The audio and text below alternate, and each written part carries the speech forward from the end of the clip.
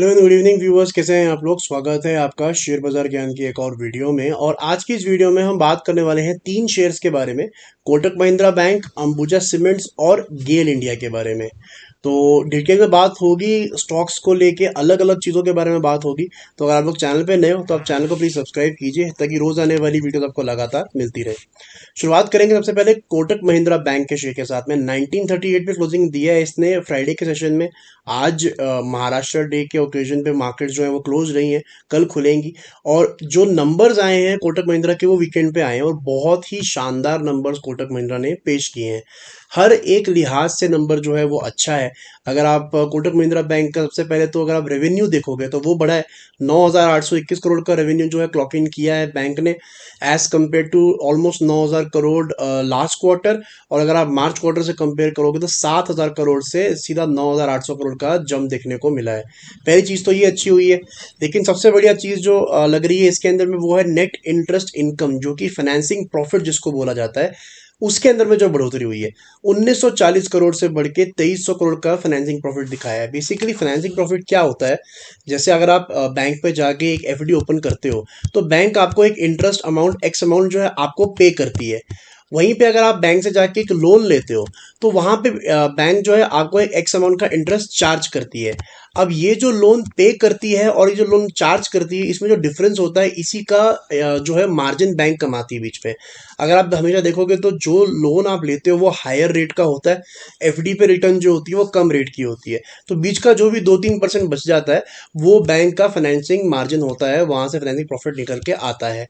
तो कोटक महिंद्रा बैंक के अंदर में जो फाइनेंसिंग प्रॉफिट है वो बढ़ के 2300 करोड़ के करीब आया है, जो कि दिसंबर से कंपेयर करोगे 1750 करोड़ और मार्च से कंपेयर करोगे तो 1940 करोड़ के सामने बढ़ के आया है।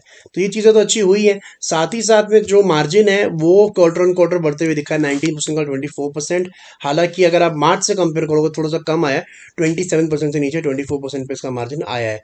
दूसरी चीज़ जो इंपॉर्टेंट होती है किसी भी बैंक के रिजल्ट में देखने के लिए वो होता है इनका एनपीए, ग्रॉस और नेट दोनों में ही कटौती है। 0.37% का जो है इन्होंने नेट एनपीए इस बार ही शो किया है। और ये अगर आप कंपेयर करोगे पिछली बारी से तो 0.43 से नीचे आया है। और अगर मार्च टू कंपेयर करोगे तो वहां पे 0.64 से घट के 0.37 के ऊपर में आया है। तो हर एक लिहाज से रिजल्ट जो है वो बहुत ही बढ़िया है और जो एस्टिमेट्स है उसको बीट किया है। अभी इसके अंदर में जो रिएक्शन है वो मेन कल आएगा, बिकॉज सैटरडे को ये रिजल्ट्स आए हैं। अगर आप कोटक बैंक का जो चार्ट है वो देखोगे तो बहुत ही बढ़िया चार्ट है। और इनफैक्ट ये वो एक शेयर है जिसने परफॉर्मेंस ज़्यादा नहीं दिखाई है। ये वीकली चार्ट है कोटक महिंद्रा का। इनफैक्ट अंबुजा सीमेंट और गेल का भी जो हम आगे बात करेंगे वो वीकली चार्ट्स पे करेंगे। वीकली चार्ट्स पे अगर आप देखोगे तो right now this is the very important level. ये जो लेवल है दिस इज अराउंड 1750। 1750 इसका प्री कोविड लेवल है। कोविड की गिरावट से पहले का अगर आप लेवल देखो तो 1750 निकल के आता है। और ये 1750 पे ही था लगभग 2 हफ्ते पहले।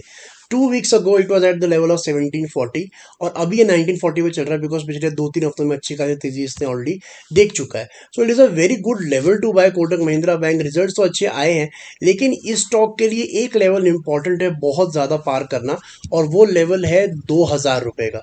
देखिए, कोटक महिंद्रा बैंक को अगर आप पिछले 2022 के सेकेंड हाफ से ट्रैक कर रहे हो, जहां से इसने ये अपना पूरा एक मूव शो करना शुरू किया है, हमेशा जाके 2,000 पे जाके ही अटका है। 2,000 के ऊपर ये निकला नहीं है। सो आई थिंक 2,000 इसके लिए एक साइकोलॉजिकल लेवल है, एक री रेटिंग लेवल है। एक बार ये 2,000 का क्रॉस कर देगा फिर इसको रुकना मुश्किल हो जाएगा। और एक बार 2,000 पे जाके टिक जाता है ये, फिर वहां से नीचे आना भी इसके लिए मुश्किल हो जाएगा। सो इंटरेस्टिंग मूव होने वाला है कल ऑन कोटक महिंद्रा बैंक। आगे चलते हैं और अब बात करते हैं अगले स्टॉक के बारे में, और वो है अंबुजा सीमेंट्स। 396.5 पूरा जो हिंडनबर्ग का फियास्को हुआ है या हिंडनबर्ग अडानी का, उसमें इस स्टॉक की बड़ी बुरी हालत हुई है। और मैंने एक वीडियो बनाया था उसी टाइम पे अंबुजा सीमेंट्स के अंदर में, लगभग मार्च के महीने में, फरवरी एंड मार्च के महीने मैंने एक वीडियो बनाया था। मैंने कहा था कि गिरावट जो है वो खत्म हो चुकी है, बिकॉज यहाँ पे उस टाइम पे ये ग्रीन कैंडल बनी थी इधर। So this is basically typically green candle जहाँ पे पिछले रेड कैंडल्स के हाइज को उसने निकाल के क्लोजिंग दिया है। और इसी का एक रिपीट हुआ है इस हफ्ते, जो फ्राइडे को क्लोजिंग दिया, दोबारा से एक रिपीट हुआ है यहाँ पे, जहाँ पे एक ग्रीन कैंडल ने पिछले रेड कैंडल का जो हाई है उसको तोड़ के क्लोजिंग उसने ऊपर दे दिया है। अगर आप लास्ट टू लास्ट वीक का हाई देखोगे दैट वाज 395.05। इस बार का जो क्लोजिंग है दैट इज 396.5। अब जब मैंने लास्ट टाइम अंबुजा सीमेंट का जो वीडियो बनाया था उसके अंदर में मैंने ये कहा था गिरावट खत्म हो गई है, और उस टाइम पे जो मैंने सपोर्ट का लेवल बताया था वो था 324 रुपये, कि 324 के नीचे अब ये स्टॉक जो है बंद देगा, उसके बाद इसके अंदर में कमजोरी आएगी, उसके नीचे बंदी ये नहीं देगा, right.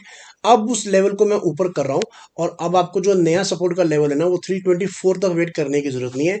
Now the next level of support is 354। So basically Ambuja cement ने अपना जो सपोर्ट है वो शिफ्ट कर दिया है 10% ऊपर। अब 354 के नीचे स्टॉक नहीं जाएगा, बिकॉज देखिए जो भी अडानी का पूरा हुआ, हिंडनबर्ग का रिपोर्ट आया, फिर स्टॉक्स गिरे। आपको एक चीज उसमें नजर में रखनी है कि देखिए पहली बात तो अंबुजा सीमेंट और एसीसी बहुत ही रीसेंट एक्विजिशंस थे, इनका अडानी ग्रुप के साथ में बहुत लंबे समय तक कोई लेना देना था नहीं। दूसरी चीज जो है, चाहे वो अडानी का एंटरप्राइज हो, चाहे अडानी का ट्रांसमिशन हो, या फिर अंबुजा सीमेंट हो, जो हिंडनबर्ग का रिपोर्ट आया था वो इलीगल फंड्स से रिलेटेड था, ना कि किसी और चीज से।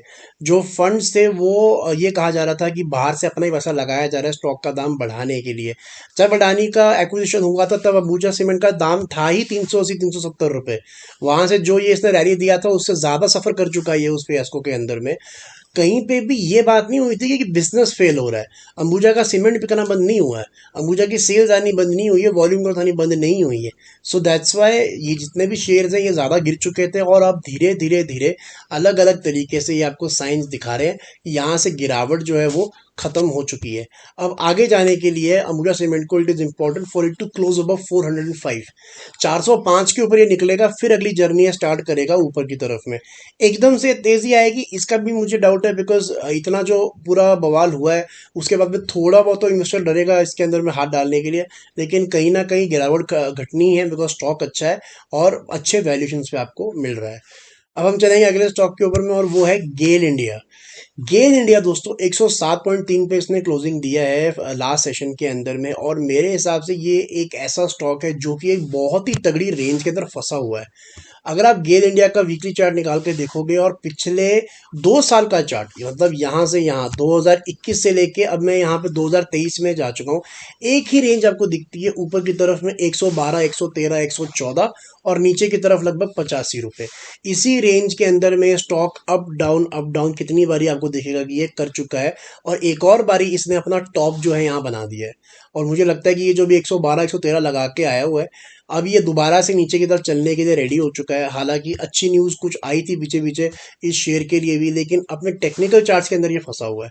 सो अकॉर्डिंग टू मी, जब तक अब गेल इंडिया 113 के ऊपर में क्लोजिंग नहीं दे देता तब तक इसके अंदर में कोई नई मूव नहीं आएगी।